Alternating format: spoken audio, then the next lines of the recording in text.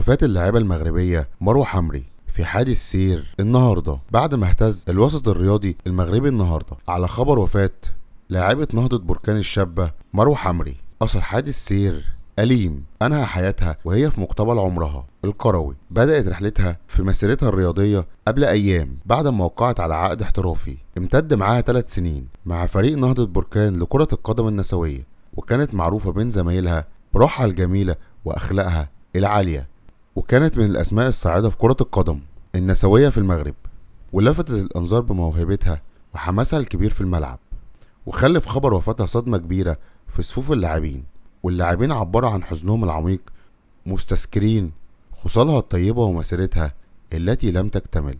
رحم الله مروة حمري وأسكنها فسيح جناته. نشوفكم في فيديو جديد وخبر جديد.